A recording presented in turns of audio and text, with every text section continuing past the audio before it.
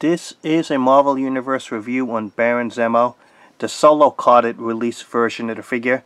There were two versions. The original one was San Diego Comic-Con exclusive in the 3-pack, but thankfully the most important character, Baron Zemo, got released in the solo carded figure for the Marvel Universe.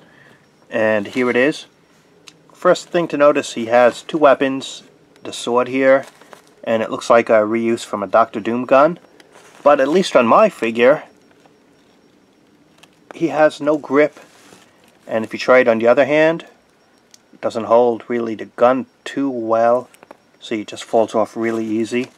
And the same thing here, it really doesn't hold the sword well either.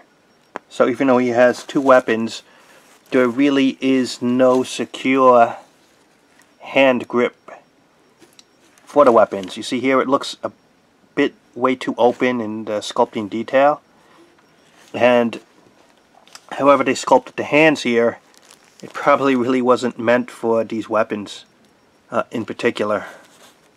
So yeah, that kind of stinks that he can't even hold his weapons well. And he didn't have any other pieces, no base stands or anything. But it is the classic Baron Zemo costume. This part is all loose here, and he has like a fur here and purple. And let's just check out that mask he has. He has like a almost silver type eyes, not white. Hopefully it's going to show up. It's pretty hard to tell, but it's like silvery. He has a gold type of headband thing, just like in the comic books. And this over here, and like a fur thing going on.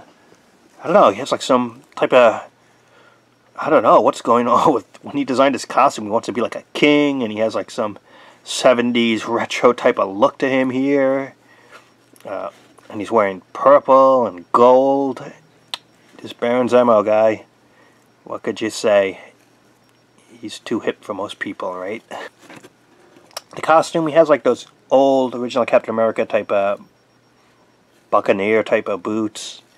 The belt, very plain in design.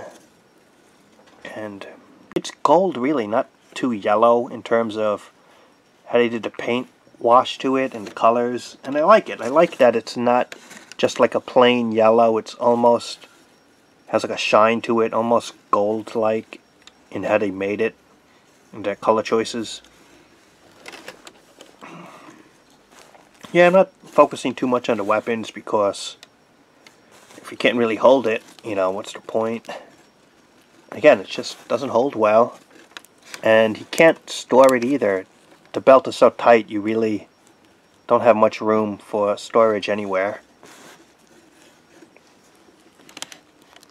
And he is an Avengers villain, a Captain America villain, and he really is a top villain in comic books in the past decade or so.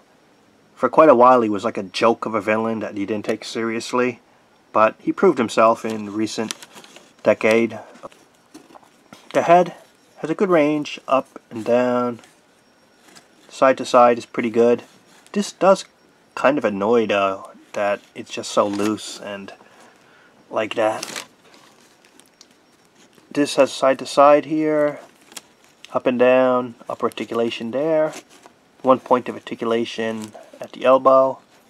The hands, you can spin it and go in or out at the wrist. Upper body is pretty good range of motion, and he has waist articulation, so pretty good range overall. Side to side, up and down, that articulation point there that Hasbro's been using. Double knees, articulated right at the boot top, and the feet can go up or down and to the sides. This is definitely one of Hasbro's more articulated figures, more than their usual standard amount of articulation. So he does definitely have some good articulation here. And the costume's pretty cool. It's the classic costume, thankfully, that fans are familiar with, and that he's worn in the books for decades. Not the more modern costume that the Marvel Legends version has.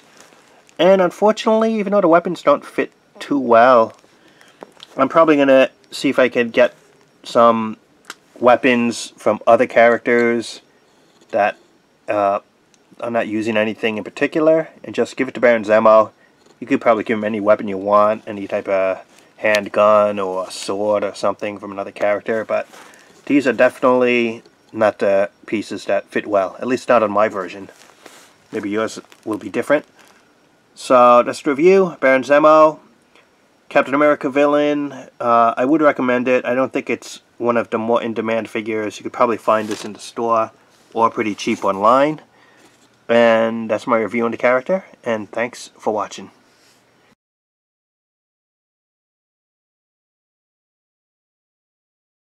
Captain America, we will meet at last in battle.